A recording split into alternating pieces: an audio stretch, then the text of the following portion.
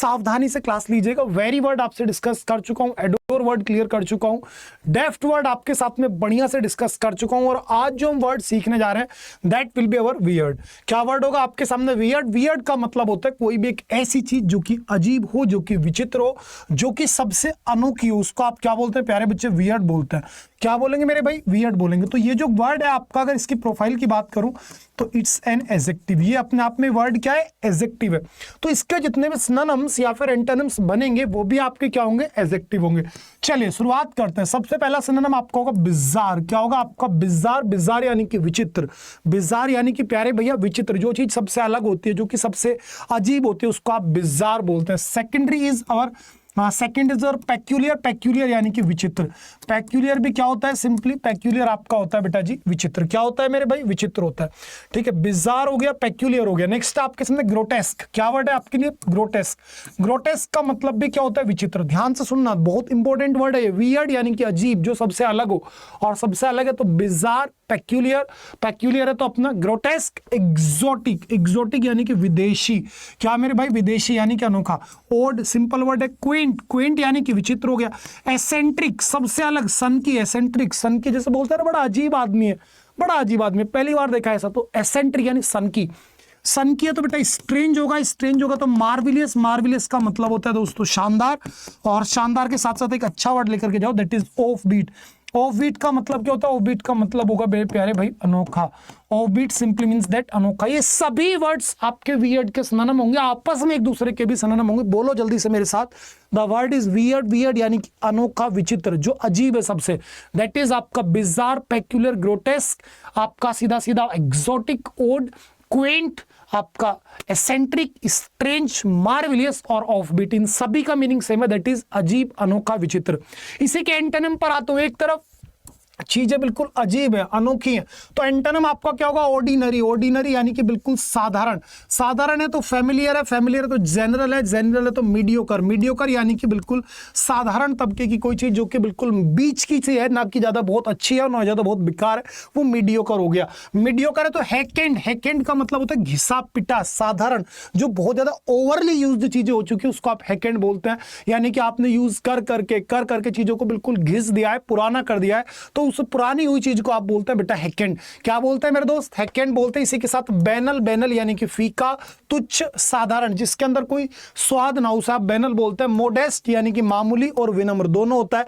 और न्यूगेटरी तो आप जानते हैं, न्यूगेटरी यानी कि तुच्छ, व्यर्थ का, साधारण, जिसकी कोई वैल्यू ना हो, उसको आप क्या बोलते हैं? न्यूगेटरी बोल देते हैं। उम्मीद करता हूं वर्ड क्लियर हुआ है। चलो मेरे साथ फिर से रिवाइज करो। वियर्ड यानी कि अनोखा, विचित्र, और जो चीज विचित्र होगी उसको आप बिज़ार, पेक्यूलियर, ग्रोटेस्क, ओड, और ओड के साथ साथ आप क्या लेकर के आ सकते हैं बेटा? Quint, eccentric. क्वेंट और एसेंट्रिक के साथ साथ स्ट्रेंज, मार्विलियस, ऑफबीट। और इसका एंटोनिम आपका बनेगा बिल्कुल जनरल, यानी कि बेटा ordinary, familiar, general, mediocre, hackneyed, banal, और आपका मोडेस्ट, और आपका न्यूगेटरी। आई होप आज का ट्री आपको बढ़िया समझ में आया है। जल्दी से चलिए मूव ऑन करता हूं आपके लिए वन वर्ड सब्स्टिट्यूशंस पर, और हमारे वन वर्ड चल रहे हैं बेटा डूअर को दिखाने वाले, जो कि हमारी बुक के पेज नंबर 95 पर है, जो अपनी अल्टीमेट इंग्लिश वोकैबुलरी की पॉकेट साइज बुक है वहां पर।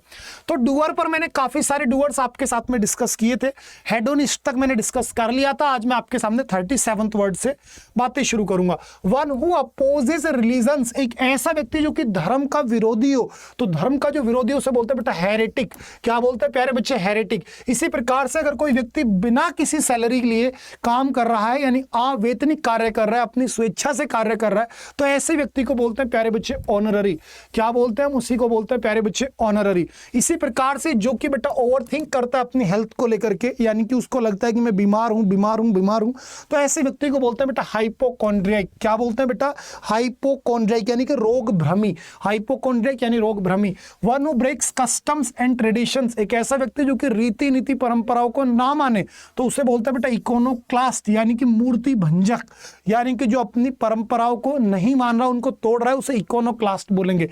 नेक्स्ट आपके सामने आ गया एक ऐसा व्यक्ति जो कि दूसरे देश से आकर के और हमारे देश में सेटल हो जा रहा है, उसे आप क्या बोलेंगे बेटा? इमिग्रेंट, यानी कि आप प्रवासी। क्या बोलेंगे बेटा? आप प्रवासी।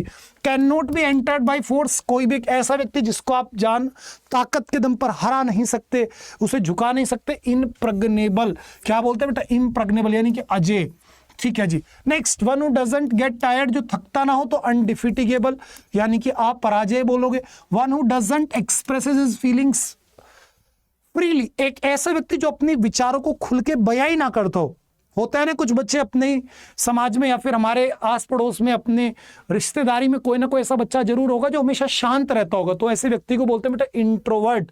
ठीक है, इसी प्रकार से जो अपना कर्जा नहीं चुका सकता वो इंसॉल्वेंट हो गया। और इटिनरेंट यानी कि एक ऐसा व्यक्ति जो कि जगह जगह भ्रमण करता हो, समझ रहे हैं। और इटिनरी क्या होता है बेटा, यात्रा वृतांत होता है। आपने जो यात्रा की भ्रमण किया उसका जो बेटा आपने एक बढ़िया से यात्रा वृतांत किया, मतलब पूरी चीजें लिखी, वो इटिनरी होता है। और एक ऐसा व्यक्ति जो कि बहुत ज्यादा ताकतवर हो और उसको आप हरा नहीं सकते, उसको आप बोलते हैं इनविंसिबल। क्या बोलते हैं प्यारे बच्चे, इनविंसिबल। ये सभी वर्ड्स किसको रिप्रेजेंट कर रहे हैं, व्यक्ति को रिप्रेजेंट कर रहे हैं। इसी प्रकार से एक ऐसा व्यक्ति जो कि देश के लिए किसी महान कार्य के लिए शहीद हो जाए, उस शहीद को इंग्लिश में बोलते हैं बेटा मार्टिर। क्या बोलते हैं भैया, मार्टिर। जो मनुष्य जाति से नफरत करे, मिस एंथ्रोप पढ़ा चुका हूं। जो भैया शादी से नफरत करे, मिसोगैमिस्ट होगा। और one who has an excessive interest और एडमिरेशन ऑफ देमसेल्फ, एक ऐसा व्यक्ति जो कि बड़ा मतलब घमंडी टाइप का आदमी है यार, अहंकारी है, तो उसे बोलते हैं बेटा नार्सिसिस्ट। क्या बोलते हैं, नार्सिसिस्ट। जो किसी भी चीज में शुरुआत कर रहा है, अभी उसको बहुत एक्सपीरियंस नहीं है, तो नोवाइस यानी नो सीखिया होता है। और जो डाक टिकट को इकट्ठा करता हो, सॉरी, उसे बोलते हैं फाइलेटिलिस्ट। और जो सिक्के इकट्ठा करता हो बेटा उसे बोलते हैं न्यूमिस्मेटिस्ट। और जहां सिक्के बनते हैं उस जगह को बोलते हैं बेटा मिंट। और मिंट का मतलब क्या होता है, टकसाल। अरे मिंट का मीनिंग क्या होता है दोस्तों, टकसाल होता है। और न्यूमिस्मेटिस्ट यानी कि सिक्के इकट्ठा करने वाला व्यक्ति। इसी प्रकार से एक ऐसा व्यक्ति जो हर चीज को पॉजिटिव नजरिए से देखे, हर चीज में अच्छाई निकाल ले ढूंढ करके, उस व्यक्ति को बोलते हैं आशावादी, दैट इज ऑप्टिमिस्टिक। क्या प्यारे बच्चे, ऑप्टिमिस्टिक। इसका एंटोनिम होता है पेसिमिस्टिक, यानी बेटा निराशावादी। और इसी प्रकार से जो मनुष्य जाति से प्यार करे बेटा फिलैंथ्रोपिस्ट। और याद रखना, मिस एंथ्रोप और फिलैंथ्रोपिस्ट दोनों एक दूसरे के एंटोनिम है। ये मनुष्य जाति से नफरत करता है और ये मनुष्य जाति से प्यार करता है। इसी प्रकार से ये वाला बेटा, ठीक है, फिलैंथ्रोपिस्ट। इसी प्रकार से एक ऐसा व्यक्ति जो महिलाओं के भले के लिए, महिलाओं के विकास के लिए, उनको हक दिलाने के लिए काम करे, ऐसे व्यक्ति को आप बोलते हैं बेटा फिलोगाइनिस्ट। क्या बोलोगे बेटा, फिलोगाइनिस्ट। और जो बहुत सारी भाषाएं जानता हो, दैट इज पॉलीग्लोट। क्या बेटा, पॉलीग्लोट। इसको आप लिंग्विस्ट भी बोल सकते हैं, ठीक है। और जो दो भाषाओं में चीजें होती है, बाइलिंगुअल होती है। इन पर बेटा मैं नेक्स्ट क्लास में बात करूंगा। फिलहाल ईडियम्स पर बातें कर रहा हूं। ईडियम्स पेज नंबर 237 से अपने शुरू है। और मैंने कल कलर्स तक के आपको सभी ईडियम्स क्लियर कर दिए थे। एप्पल्स के बाद रेड कलर क्लियर किया था, ब्लू कलर क्लियर किया था, व्हाइट कलर क्लियर किया था, ब्लैक कलर के बाद ग्रीन कलर क्लियर किया था। आज मैं आपके सामने आना चाहता हूं फेदर पर। फेदर भी आपको शायद पढ़ा दिया था बढ़िया से। और आज तो इससे भी आगे चलता हूं, सी और ओशन पर बात करता हूं, ठीक है। ठीक है, इसकी पीडीएफ मैं आपको अपनी कम्युनिटी पर दे दूंगा, एप्लीकेशन इंस्टॉल कर लेना, ठीक है। वहां मेरी कम्युनिटी है, आपको पीडीएफ आराम से मिल जाएगी। क्लास ओवर होने से पहले पहले आपको पीडीएफ में दे दूंगा, जाके देखोगे पीडीएफ मिल जाएगी। फिलहाल पढ़ लो बस, ठीक है ना। आपको एक शब्द भी लिखने की जरूरत नहीं पड़ेगी, मैं हूं आपके साथ में।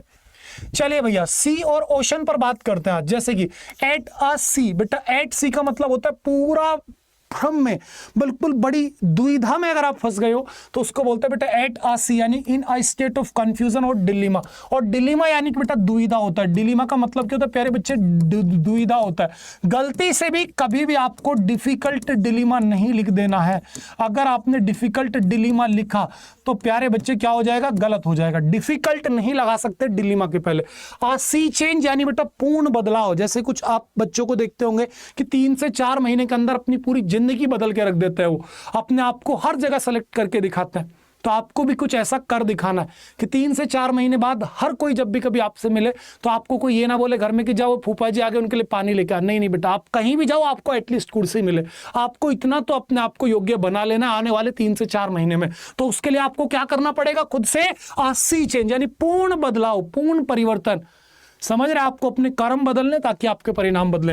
Between the devil and deep sea यानी आगे कुआं पीछे खाई, यानी कि 2 बड़ी मुश्किल परेशानी में फंस जाना। और प्यारे बच्चे आ ड्रॉप स्प्लिट इन द सी यानी कि बहुत छोटी सी मात्रा, जिसे आप बोलते हैं प्यारे बच्चे ऊंट के मुंह में जीरा। ऊंट के मुंह में जीरा। एन ओशन ऑफ समथिंग यानी जब आपके पास बहुत बड़ी मात्रा में कुछ माल है, कुछ भी मटीरियल है, तो उसे बोलते हैं ओशन ऑफ समथिंग, ठीक है। बॉयल द ओशन, आप सोचो समुद्र को उबालने चले हो, यानी एक असंभव कार्य को करना, ठीक है। अगर आप एक असंभव कार्य करते हो तो उसे बोलते हैं बॉयल द ओशन। चलो जल्दी से कंफ्यूजन पर बेस्ड और पढ़ेंगे बस आज। देखिए कंफ्यूजन की यदि मैं बात आपसे करूं बेटा 8, 6 एंड 7 आपको पहले पढ़ा चुका हूं, तितर बितर होना, अस्त व्यस्त होना, कंफ्यूजन में होना, इसका इंटर्न भी पढ़ा चुका हूं आपको, एप्पल पाई ऑर्डर यानी कि बिल्कुल सुव्यवस्थित। नेक्स्ट है बेटा 8 वंस विट्स एंड यानी बेटा घबरा जाना, आपके हाथ पैर फूल गए, आपसे काम ही नहीं हो रहा, तो उसे बोलते हैं बेटा 8 वंस विट्स एंड। नेक्स्ट आपके सामने 8 सी एट अ लॉस यानी बेटा कंफ्यूजन में होना, ठीक है, इन सभी का मीनिंग कंफ्यूजन ही आना है, ध्यान रखना। और देखो कितने सारे वर्ड्स मैंने कैरी किए, in a fix, in a quandary, in a muddle, in a dilemma, in a flutter, सबका मतलब है परेशानी या फिर संकट में होना। बेटा इनको तो रट के जाना भैया, एक क्वेश्चन मिलेगा ही मिलेगा। ब्लो हॉट एंड कोल्ड यानी बेटा स्पष्ट रूप से एक तरीके से मेरे भाई किसी चीज का खंडन कर देना, तो उसे बोलते हैं ब्लो हॉट एंड कोल्ड, यानी कि आप खुद से कंफ्यूज हो रहे हो। नेक्स्ट अल्फाबेट शॉप यानी कि कंफ्यूजिंग और कॉम्प्लेक्स मिक्सचर ऑफ लेटर्स और एक्रोनियम्स, यानी जब आपको चीजें बिल्कुल ऐसे देखने को मिले कि वर्ड्स कंफ्यूज कर रखे हैं आपको, आप वर्डों से कोई मीनिंगफुल वर्ड नहीं निकाल पा रहे, तो उसे अल्फाबेट शॉप बोलते हैं। ऑल ग्रीक टू समवन, जब बेटा आप बिल्कुल पूर्ण रूप से किसी चीज को समझ ही नहीं पा रहे, आप सभी चीजों से अनजान हो, तो उसे बोलते हैं ऑल ग्रीक। क्या बोलते हैं मेरे भाई, उसी को आप बोल देते हैं ऑल ग्रीक। क्या बोलते हैं प्यारे भाई, all Greek. Clear as mud यानी समथिंग दैट इज अनक्लियर, कुछ भी आपको दिख ही नहीं रहा, करूं तो करूं क्या, उसे बोलते हैं क्लियर एज मड। देखो मड का मतलब क्या था, कीचड़, कीचड़ के समान क्लियर, अरे कीचड़ में कुछ दिखता है क्या, नहीं दिखता। स्क्रैच वंस हेड यानी बेटा पूरा दिमाग पर जोर डालना, खुद में कंफ्यूज हो जाना, तो उसे बोलते हैं बेटा स्क्रैच वंस हेड। और on the horns of dilemma, देखो हॉर्न्स यानी सींग, जो जानवरों के सींग होते हैं उसे हॉर्न बोलते हैं, कि दुविधा की सींगों पर हो तुम, यानी कि बेटा being faced with a difficult choice between two equally undesirable options, यानी आप कोई सा भी ऑप्शन नहीं चाहते और आपको उन दोनों में से एक चुनना पड़ेगा, तो उसे बोलते हैं on the horns of a dilemma. और गेट है वंस वायर्स क्रॉस, यानी कि जब बेटा आप मिसअंडरस्टैंडिंग आपको हो जा रही है, आप कंफ्यूज हो जा रहे हैं, या मिसकम्युनिकेशन के कारण कुछ ना कुछ कंफ्यूजन आपके सामने आ गई है। उम्मीद करता हूं आप इन वर्ड्स को बेटा एक बार बढ़िया से रिवाइज कर लोगे। पीडीएफ आपको मिल चुकी है, मैंने डाल दी अपनी कम्युनिटी पे, जाकर के देख लो। कैसे मिलेगी वो भी बता दूंगा। ये बेटा आज की स्पेलिंग्स है, इन पर आज आपको काम करना है, ठीक है। आपका एक्यूमुलेट इकट्ठा करना, ऐसे